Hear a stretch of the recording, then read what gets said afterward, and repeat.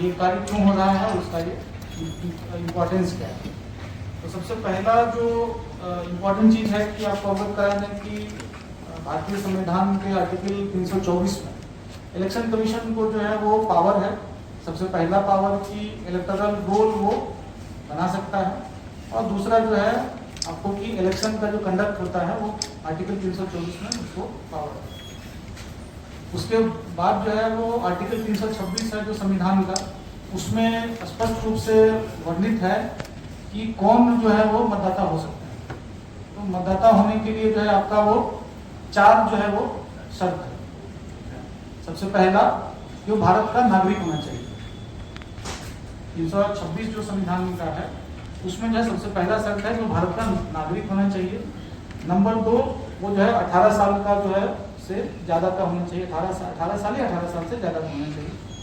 तीसरा जो है वो ऑर्डिनरी रेसिडेंट होना चाहिए किसी एरिया में, और चौथा है कि किसी अन्य जो एक्ट में या किसी नियम से उसको जो है बाध्य नहीं किया गया हो और उसको हटाया नहीं गया हो मतदाता से। यही 4 नियम इसके अतिरिक्त जो है और कोई नियम नहीं। ये जो 2 चीज़ आपको अवगत कराया गया ताकि आप लोग भी अवगत हैं कि जो भी कार्य किए जा रहे हैं वो संविधान के जो दिए गए प्रावधान है उसी का आलोक में ये किया जा रहा है।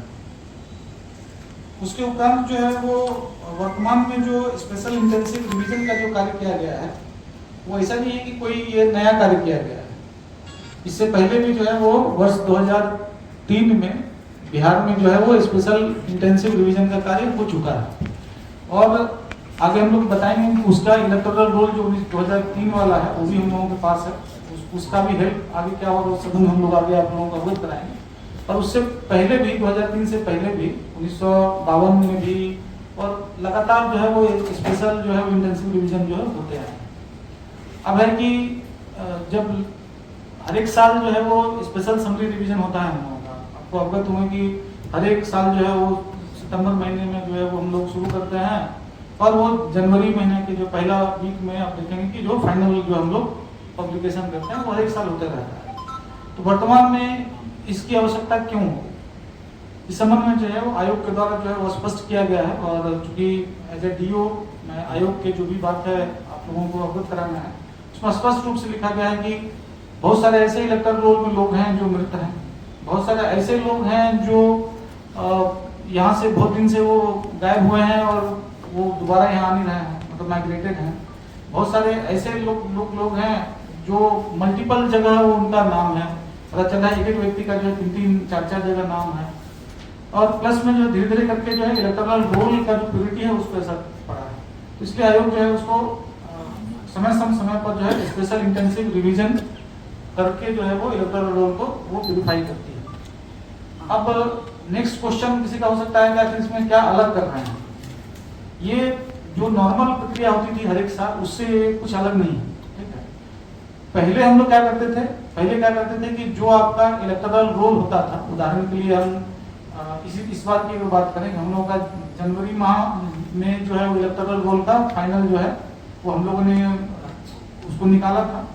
अब जनवरी महीने के बाद मान लीजिए जो कंटिन्यूस अपडेशन हुआ, अब अभी अगर वो स्पेशल समरी रिवीजन होता, ठीक है, अगर अभी स्पेशल समरी रिवीजन होता तो हम क्या करते कि उसी रोल को ड्राफ्ट बना के फिर आपत्ति वगैरह लेके और फिर जो भी आपत्ति आता उसको हम लोग फाइनल करते, ये प्रक्रिया होता। अभी क्या कर रहे हैं हम, सिर्फ क्या कर रहे हैं कि जो व्यक्ति आज के दिन में वो रोल में है उनको केवल जो है वो एक प्रपत्र जाएगा, उस प्रपत्र में उनको जो है वो अपना जो भी डिटेल करके उनको भेज देना है। तो सिर्फ जो है वो कोई अंतर नहीं है, सिर्फ है कि जो लोग हैं उससे केवल एक बार सत्यापन किया जा रहा है कि जो लोगों का उसमें नाम है वो सही है या गलत है, या फिर कोई व्यक्ति मर गए हों उनका भी नाम है यहाँ पे, तो सिर्फ एक वेरिफिकेशन हो रहा है।